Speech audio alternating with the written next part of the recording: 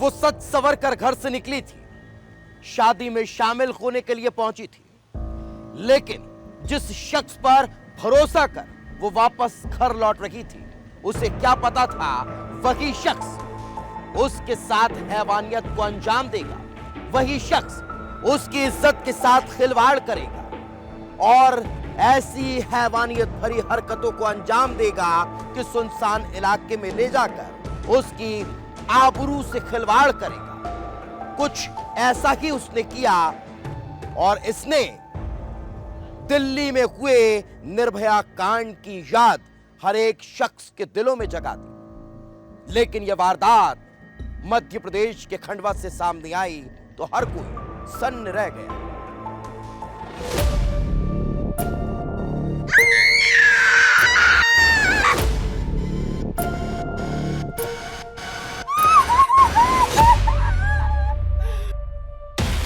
हैवानियत, दरिंदगी, वहशीपन की हदें पार।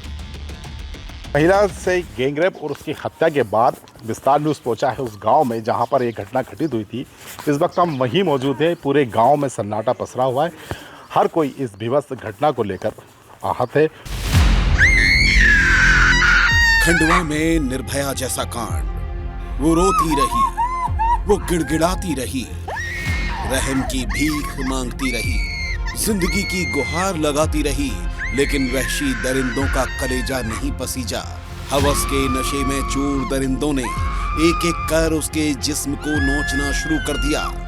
खूंखार भेड़ियों की मानिंद उसे अपना शिकार बनाते रहे और जब हवस की भूख मिटी तो फिर हैवानियत का ऐसा खेल खेला कि पूरा खंडवा सहम गया।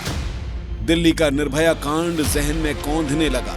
जिसने भी सुना उसके होश फाख्ता हो गए। ये दिल दहला देने वाली वारदात हुई है रोशनी थाना इलाके के आदिवासी अंचल में, जहां एक महिला सज संवर कर शादी समारोह में गई थी। वो खुश थी, जश्न का माहौल था, लेकिन उसे अंदाजा नहीं था कि खुशियां अब बस कुछ देर की ही हैं। ये जश्न आखिरी है। महिला शादी समारोह से अपने एक परिचित हरी के साथ लौट रही थी। हरी जान पहचान का था, पड़ोसी था, लेकिन उसकी गंदी नजर महिला पर थी। उसके दिमाग में कुछ और ही चल रहा था। हरी उसे लेकर अपने घर पहुंच चुका था। इसी दौरान उसका साथी सुनील भी वहां आ धमका। हरी और सुनील ने साथ में शराब पी और फिर जो हुआ उसने हर किसी को हैरान कर दिया। आरोपियों ने दुष्कर्म किया और हैवानियत की हदों को पार कर दिया। पूरी रात महिला के शरीर को गिद्धों की तरह नोचा गया। रात भर उसके साथ दरिंदगी की गई। दूसरे दिन सुबह महिला घायल हालत में आरोपी हरी के घर में ही मिली। बेटे और बहू किसी तरह घर लाए, जहां उसने अपने साथ हुई पूरी घटना की जानकारी परिजनों को दी।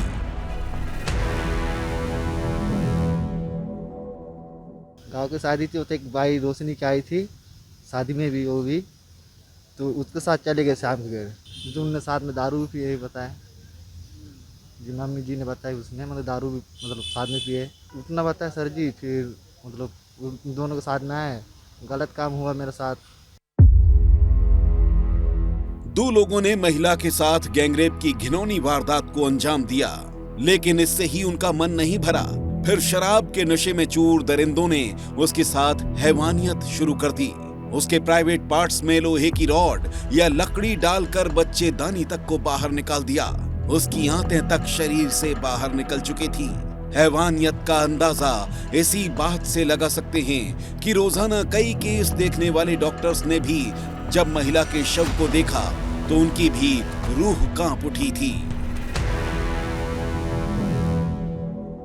पुलिस को जैसे ही सूचित किया, पुलिस ने तत्परतापूर्वक कार्रवाई करते हुए पीड़िता को शिफ्ट किया और दोनों आरोपियों को गिरफ्तार किया। गिरफ्तार करने के पश्चात आगे जो वैधानिक कार्रवाई है, प्रकरण पंजीबद्ध करने से लेकर साक्ष्य एकत्रित करना, वो सब कार्रवाई में पुलिस ने किया है। अभी पीड़िता का पीएम किया जा रहा है। पीएम रिपोर्ट मिलने के पश्चात अग्रिम कार्रवाई की जाएगी। महिला के शरीर से लगातार खून बह रहा था। वो सिर्फ कुछ देर तक ही जिंदा रह पाई और उसने दम तोड़ दिया।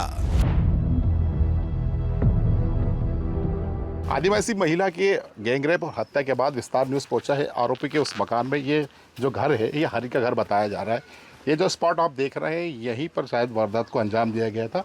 फिलहाल इस घर में अभी कोई नहीं है। बाहर आप देखेंगे तो पुलिस यहाँ पर चप्पे चप्पे पर तैनात है और इस घर की सुरक्षा के लिए लगी हुई है। दरअसल लोगों में गुस्सा है और इस घटना के बाद से लेकर किसी तरह की कोई अनहोनी ना हो इसको लेकर प्रशासन ने यहाँ पुलिस को मुस्तैद कर दिया है और पुलिस यहाँ पे लगी हुई है। इस घर में आप अंदर देख सकते हैं कि ये टूटा फूटा सा घर है, प्लास्टर नहीं है इसमें। और ये जो खाट आपको दिख रही है संभवतः हो सकता है कि इसी जगह पर इस वारदात की शुरुआत हुई हो और उसके बाद उस महिला के साथ बेरहमी से वो कृत्य किया गया हो जिससे उसकी मौत हो गई हो। सूचना मिलते ही पुलिस मौके पर पहुंच गई, तफ्तीश की और दोनों आरोपियों को गिरफ्तार कर लिया। पुलिस भी हैरान थी। ज्यादा खून बहने से मौत की आशंका जताई जा रही है और पोस्टमार्टम रिपोर्ट का इंतजार किया जा रहा है ताकि महिला के साथ हुई दरिंदगी का पूरा खुलासा हो सके। मृत्यु का कारण प्रारंभिक तौर पर एक्सेसिव ब्लीडिंग प्रतीत होता है। तो शरीर के अंग बाहर निकलने की बात सामने नहीं, घटनास्थल पर जब देखा गया वहाँ पर कोई भी इस तरह की बात सामने नहीं आई है। पीएम जारी है, पीएम होने के पश्चात बाकी चीजों का खुलासा हो सके। इंसानी जिस्म को नोचने वाले भेड़िए सलाखों के पीछे हैं। हैवानियत की हदें पार करने वाले दरिंदे हवालात के अंदर हैं। मामले की फास्ट ट्रैक कोर्ट में सुनवाई होगी।